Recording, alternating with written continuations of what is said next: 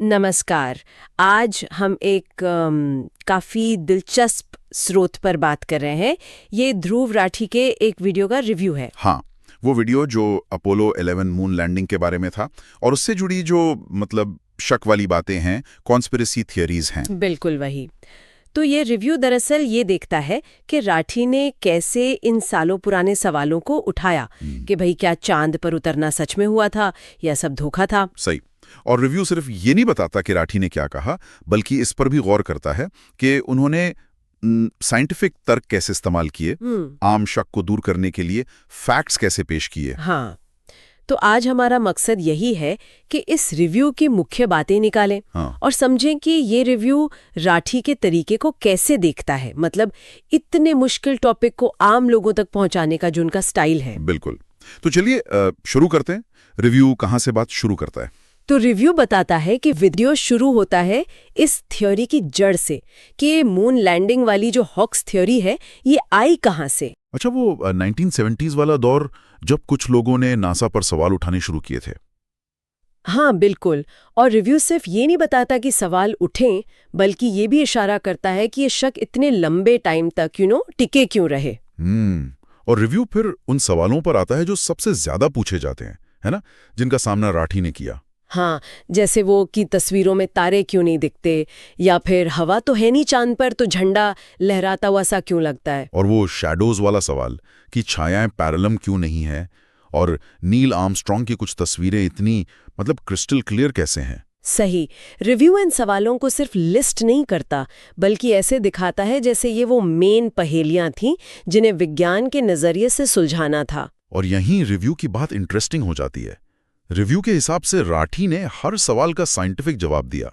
हाँ, और वो जवाब जुड़े थे उस टाइम की कैमरा टेक्नोलॉजी से, ऑप्टिक्स यानी रोशनी के विज्ञान से। और हाँ, चांद के अपने माहौल से बिल्कुल अलग है वो धरती से। बिल्कुल, वहाँ एटमॉस्फेयर नहीं है, धूल का बर्ताव अलग है, रोशनी बहुत सीधी और तेज होती है। रिव्यू इन सब टेक्निकल चीजों को पॉइंट आउट करता है। और रिव्यू इस बात पर खास जोर देता है कि राठी ने ये साइंटिफिक बातें समझाई कैसे। हाँ, एनिमेशन और विजुअल्स का इस्तेमाल। करेक्ट। रिव्यू के मुताबिक वो सिर्फ दिखाने के लिए नहीं थे, वो एक सोचा समझा तरीका था मुश्किल आइडियाज को आसान बनाने का। रिव्यू का मानना है कि शायद इसी विजुअल तरीके से लोगों को वो तकनीकी बातें समझने में मदद मिली होगी जो सिर्फ बोलकर समझाना शायद मुश्किल होता। बिल्कुल।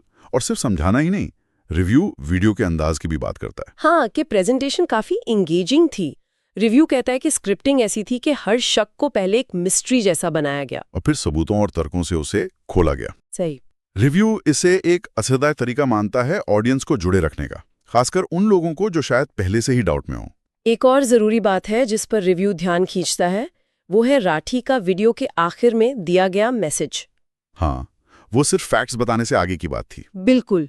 रिव्यू के मुताबिक राठी का तर्क ये है कि साइंस को समझना जरूरी क्यों है, क्योंकि अक्सर अफवाहें और गलतफहमियां वो साइंटिफिक जानकारी की कमी से ही फैलती हैं। रिव्यू ये भी बताता है कि राठी अपोलो 11 को सिर्फ अमेरिका की नहीं, बल्कि पूरी इंसानियत की एक बड़ी कामयाबी मानते हैं। हाँ, और रिव्यू इस मैसेज को सिर्फ एक एंड नोट की तरह नहीं देखता, बल्कि वीडियो का एक सेंट्रल आइडिया मानता है कि साइंस और लॉजिक हमें सच के ज्यादा करीब ले जाते हैं। तो कुल मिलाके इस रिव्यू के विश्लेषण से जो बात निकल कर आती है वो ये है कि मुश्किल साइंटिफिक टॉपिक हों या गहरी जड़ें जमा चुकी कॉन्स्पिरेसी थ्योरीज, उन्हें समझाया जा सकता है अगर इस साइंटिफिक समझ को लॉजिकल और दिलचस्प तरीके से पेश किया जाए। बिल्कुल। रिव्यू यही दिखाता है कि फैक्ट्स को सरल और एंगेजिंग तरीके से रखना कितना काम आ सकता है लोगों के शक को दूर करने में। सही कहा। ये हमें याद दिलाता है कि इंफॉर्मेशन को पेश करने का तरीका कितना फर्क डाल सकता है, उसकी पहुंच पर, उसके असर पर, खासकर ऐसे मामलों में जहां पहले से ही इतनी गलत जानकारी फैली हो। बिल्कुल। और यहाँ एक सवाल शायद सोचने के लिए छोड़ सकते हैं हम कि अगर अपोलो 11 जैसी ठोस वैज्ञानिक उपलब्धि, जिसे बार बार फैक्ट से साबित किया गया है, उस पर भी इतने गहरे शक पैदा हो सकते हैं, तो आज का जो इन्फॉर्मेशन का दौर है, जहां हर पल नई जानकारी आ रही है, उसमें किसी भी दावे की सच्चाई को परखना कितना ज्यादा जरूरी और कितना मुश्किल भी हो गया है।